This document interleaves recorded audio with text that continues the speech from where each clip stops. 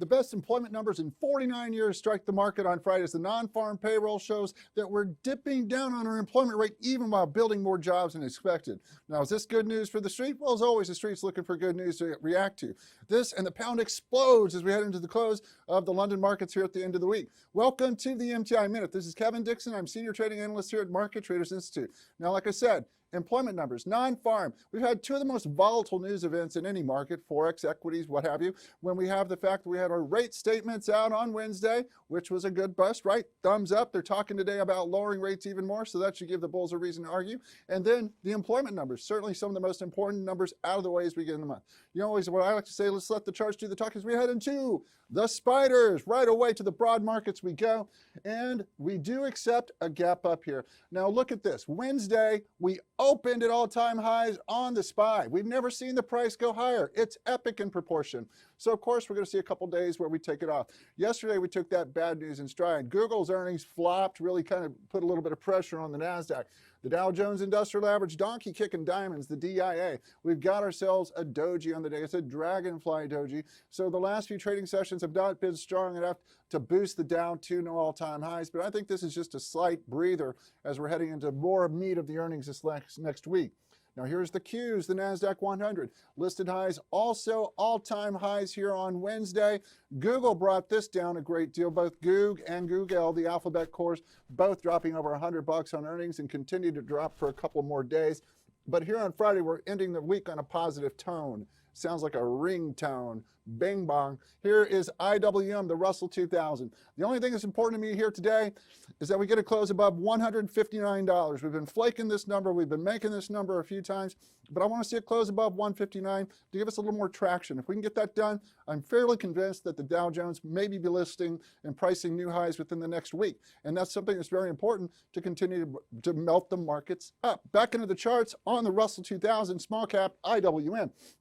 Still, again, this is where the B boundary is located. We hit this number on Tuesday. We couldn't close above this number, so let's make sure we get a close above that. We've made it through some of our healthcare problems.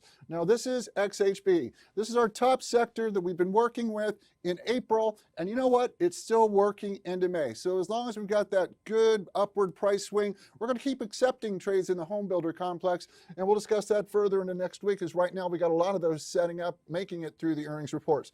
U.S. oil. On Friday, we got a little bit more going on. Baker Hughes rig count out at 1, but oil was down 3% yesterday. Had a weak commodity currency in the Canadian dollar, but the commodity currencies continued to dominate the landscape here on the week. Now, as I say, we're in the context of earnings, so let's talk about a few of the companies that have reported.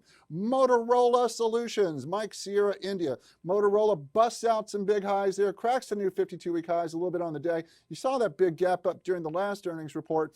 Motorola is a big name in the marketplace and continuing to list new highs on the day. Something that was actually pretty exciting here is this is U.S. Steel. Now, you can tell there's been a weak market for steel the entire time, right? But U.S. Steel knocks their earnings out of the park, and this rallies 12 to 15% intraday. Now, granted, it's still a crappy-looking chart. Nobody in their right mind is going to hop in and buy this right now. Maybe you're doing some bottom picking. Let it go up a little bit more and see if there's a floor to drive yourself up a little bit. Mercado Libre also cracks on up to new 52-week highs on their earnings report. This is a big price stock, and it's making a big price move from the 485 level to 577 on the day, almost listing a new $80 up there. Now, we've also got OLED, Universal Display.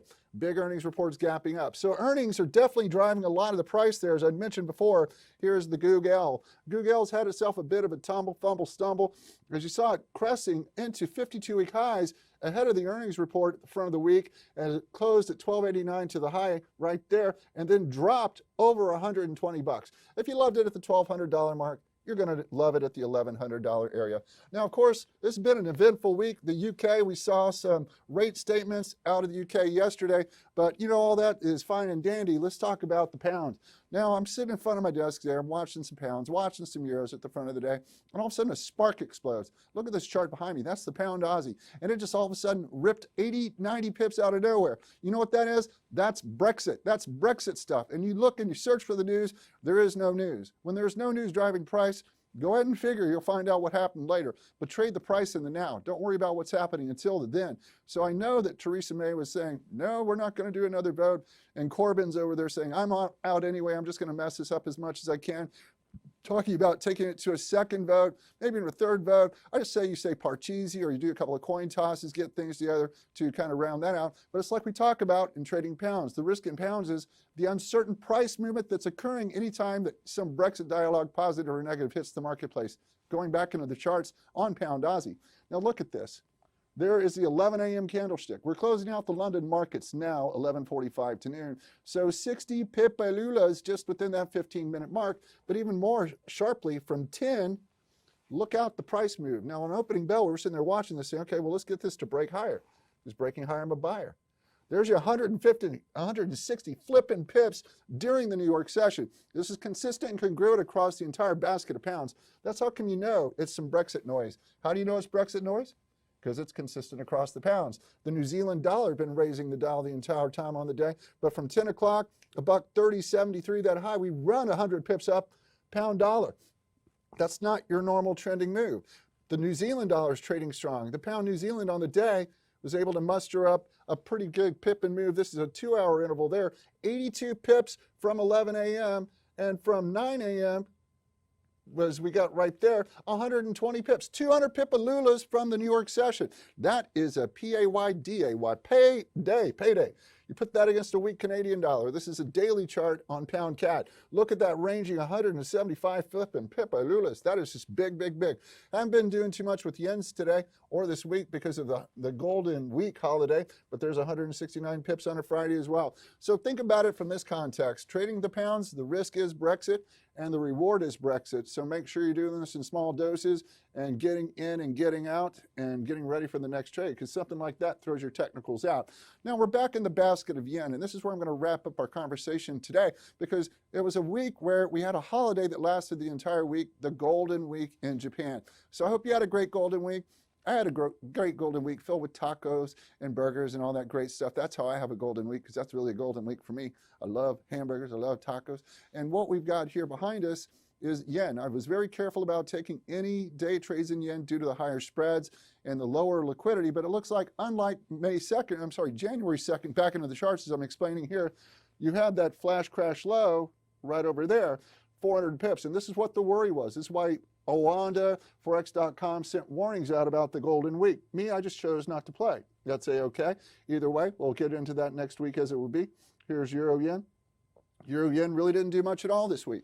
So the context there and why I bring this to your attention now is that Japan's markets were closed for an entire week. Come Sunday, we could see some potential gaps here. A gap is the change from the previous close to the day open. Since the Forex market's open 24 hours a day, closing on Friday, the next time to trade the open is 5 p.m. Eastern on Sunday when we open up the markets. Now, the change could be a gap. And Japan has a week's worth of non-trading action to go as their markets open up. I'm anticipating that we could potentially see a pretty good gap across some of these yen pairs come Sunday. So let's keep an eye out for that. Make sure that if you're in some yen pairs that you're ready to manage potentially a volatile situation. It could go for you, it could go against you. It doesn't matter what the direction is. Instead, just be prepared and then back to business with those yens. I'm looking forward to that. Now listen again, thank you for all those likes. I appreciate the laughs. I appreciate the suggestions. I appreciate having a good time. So I hope you're having a good time listening to us here on the MTI Minute. If you enjoy the content, I'm very serious about my content. Everything else to me can be a joke. Please feel free to share us with your friends and put some likes on the page. In it to win it on the MTI Minute, this is Kevin Dixon. Thank you again for tuning in, and we will see you next time.